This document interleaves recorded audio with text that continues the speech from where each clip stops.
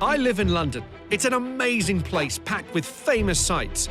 One of the most famous is the iconic Black Cab, and their drivers are legendary. I'm taking on Joey, one of those Black Cab drivers in a head-to-head race across the capital. But what makes him such a formidable opponent?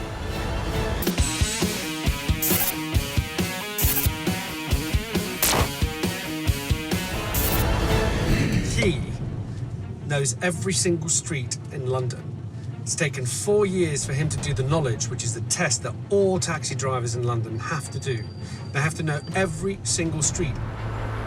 Highly unlikely that someone who hasn't done the knowledge would beat a cab driver. You learn 25,000 street names that somehow you squeeze into your brain. I've got the cab driver's pride at stake here, you know. I'm representing the workforce, if you like, and I don't want to let no one down.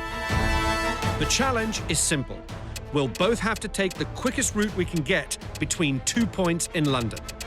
I haven't got 4 years to learn the roads, so I'm relying on a cunning scam based on a psychological phenomenon that should give me the edge to win the contest without having to practice. It's challenge time. I haven't met my expert yet, but when I do, it's going to be very, very little small talk. Now, there's a very good reason behind that, which I'm going to keep to myself for now. The starting point of the challenge is historic Alexandra Palace, located in North London. The finish point won't be revealed until just before we begin the race. So, neither of us can cheat by planning ahead. Keeping us straight and explaining the rules is adjudicator Derek O'Reilly. He's the man in charge of all London cabbies' training and examinations, and he's known as the Knowledge Master. Good to meet you. Hi. Sorry. OK, all I need to do is to tell you where you're going to finish and we can start the challenge. You're going to end up at the Notting Hill Cab Shelter in Kensington Park Road. Can I have a map, please? OK, we're here at Alexandra Palace and we're going down here to Kensington Park Road, Notting Hill Gate Cab Shelter. It's a distance of about 8 miles. OK, no maps. You've got to do this from what's in your head. The first one to the finish is the winner. Good luck. Good luck. The time for talking is over. Let's get this show on the road. First one to the finish line wins. No maps or sat-navs allowed, and we must obey the highway code and keep to the speed limit at all times. There we go, we're off from Ali Pali down to Kensington Park Road, the cab shelter. Nice little route, going to try and cut through to the best of my knowledge. My strategy is that I'm going to use roads that I know, even though they're main roads, but I'm not going to go down the small roads, because all I need to do there is make one mistake, and then I'm finished. When you do the knowledge, you've got to picture the map in your mind. It's not just big hotels and train stations that you need to learn. It is literally anything. Now, there's blue plaques all over London, and obviously they signify where a famous actor, artist, scientist once lived. And during the knowledge, you could be asked to go and find that when you're learning. I really don't know where I am at the moment. Nothing is familiar. But I do know that I'm heading south. Oh, speed bump. You can stick to main road, especially in a cab. If there's a bus lane, you can fly along. Can I use bus lanes? I think I can.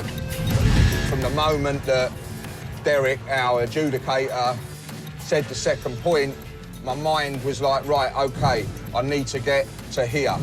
As we can see, there's no traffic, so we've constantly kept moving on this journey, which, you know, is what we want.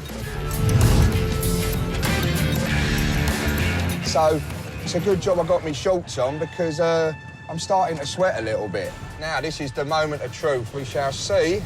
The years of studying the knowledge has paid off. As we approach, there's bundles of cabs. I can see the shelter. No, he's there. He's beat me. Look at him. Here he goes. I cannot believe it. Where have you been? I cannot believe it. I wanted to be sitting there with a great big la-di-da on. Where have you been? How'd you do that? I've been waiting. It's broke my heart, to be honest with you. You're a nice guy and that, but that's my reputation on the line. I've been absolutely destroyed. I'm not going to be able to live this down. I think I might be able to take some of that weight off your shoulders. OK, There's something I need to tell you. I'm all ears. What if I told you that I left 5 minutes before you did? Right.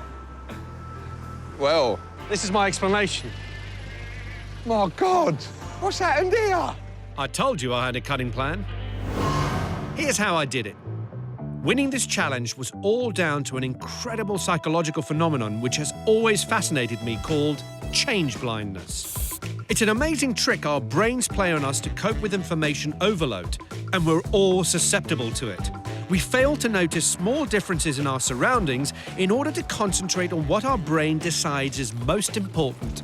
I used this trick of the mind to help me beat Joey. It took incredibly precise timing and a lot of planning. Knowing that he had all the knowledge and all the expertise, I knew that the only way to beat him was to leave before he did. OK, all I need to do is to tell you where you're going to finish and we can start the challenge.